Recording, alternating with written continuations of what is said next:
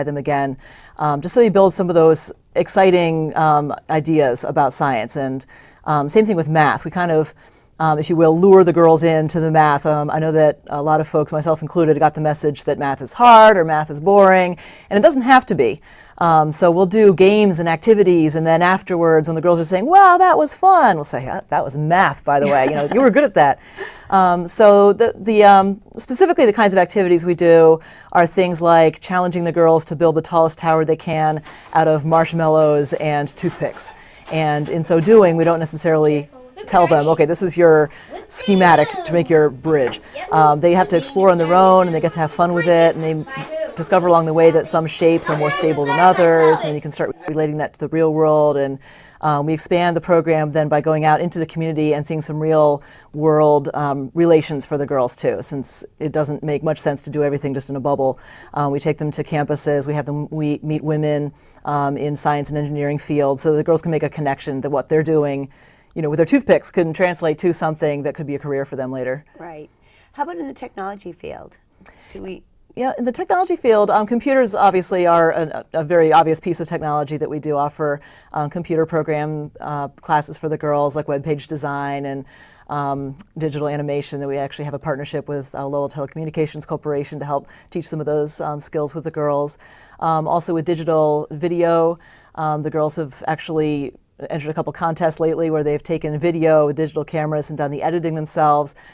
Giving the girls digital cameras to express themselves. So giving them a lot of hands-on with technology, and again, open-ended, but really giving them the message that they can do it, that it's fun.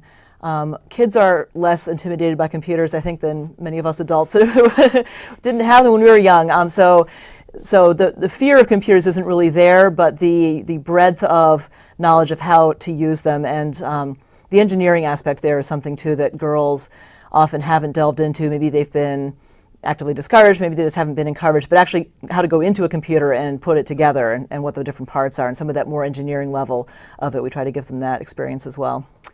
Very good. Now, what type of successes have you seen from the program? We've definitely seen a rise in confidence among the girls.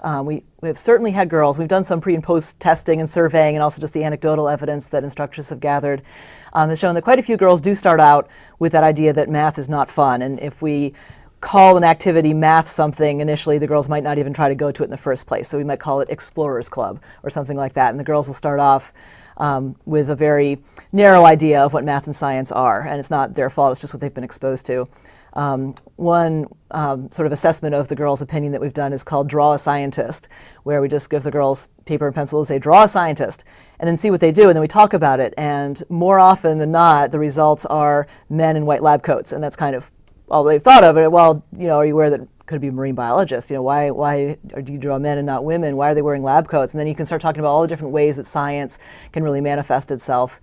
And so we've seen girls that go through the program, they'll do some activities and then say, oh, that was math and that was fun. And we've had some girls improve their math scores in school, certainly improve their attitude towards wanting to do math, understanding that it might be unexcitingly taught in some cases, but it can also be exciting in and of itself, so not to discount it entirely.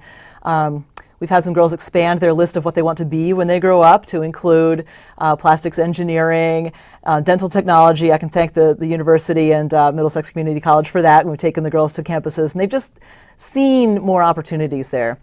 They've also been able to make the connections between what they're doing and what they may do in the future.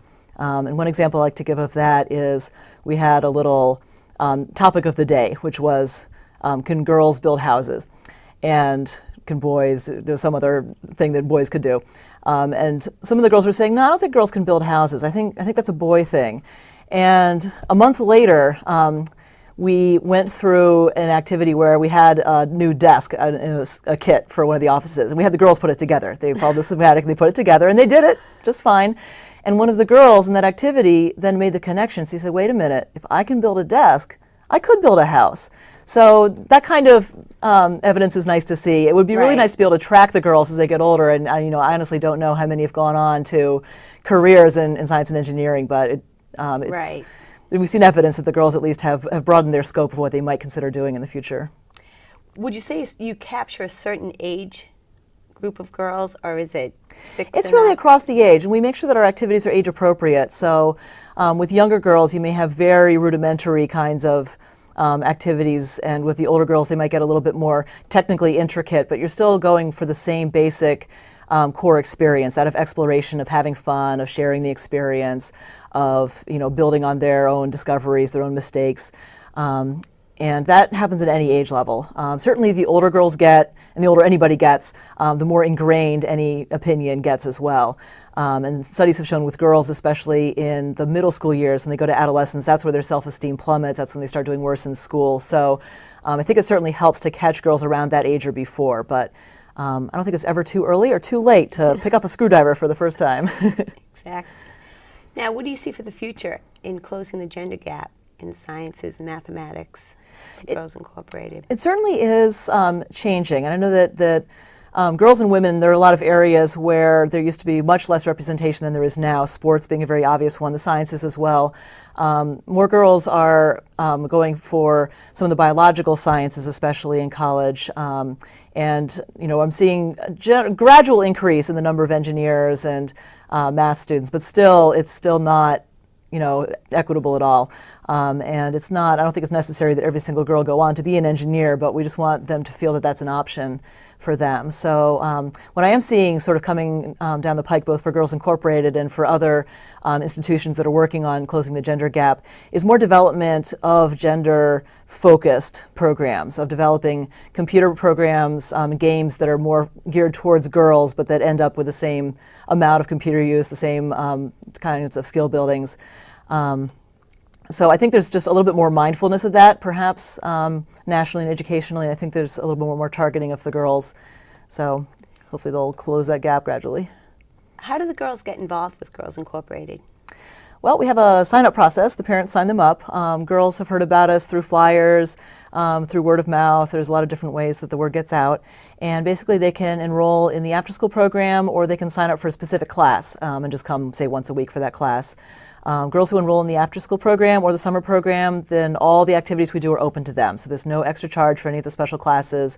If a girl's in the program, she can go to Math Mania one day and take web design class the next day, and pottery the next day, and sports the next day. So we basically open that up to everybody. And if anybody's interested, they can just call or stop by our office. Monday through Friday, 8:30 to 5:30, we're open. Great. Now, you said there was a tie to the university. Mm-hmm. Could you explain that in those areas? Yeah, with Umass at Lowell, we've been on campus with the kids a few times, and we've had great partnerships with several of the departments where students come to Girls Incorporated to teach classes, also where they bring the girls to campus. For example, to the computer lab. The girls have gone and done some web design classwork at the lab at Umass. They've been to the plastics engineering lab where the girls took a tour and got to meet some of the students that were in plastics engineering. They got to work some of the machinery. They made plastic bags, and they're very excited with that. They made plastic combs. So just kind of opening them up to those available options for them is really helpful. The university has always been a really good supporter. We have a connection now with the Society of Women Engineers there as well, where they're working with us to develop and present programs to middle school girls in science and engineering. Do you see an excitement in the middle school age, more so than the younger or the older, would you say, in that area? They definitely have a lot of energy, although I think every age group has energy. The middle school girls really appreciate the chance to do activities that are connected to the real world some way, that are, quote unquote real, and that have that level of exploration. Like, they really get a kick out of making something with electronic circuits and then having it work, but they have the staying power to go through the process of experimentation and maybe going through a few fits and starts, which, is a big part of the engineering process. And they really, really do like the outside resources too. And we do have women come in from UMass or from the, the rest of the community. It's really good for them to meet those role models and to have that extra encouragement. It just gives them the sense that the community is behind them, and really spurs them on to try new things. Well, there was an interesting statistic in the Boston Globe. According to the National Science Foundation, women represent less than 8% of the engineering faculty. I believe that's up from 2%. 3% for full-time tenure. This is Kathy Horn with us from the program. She's a program director with Girls Incorporated of Greater Lowell. Kathy, thank you for joining our show. Thank you very much. We're back here in the studio with nanotechnology directors from the University of Massachusetts Lowell, Dr. Julie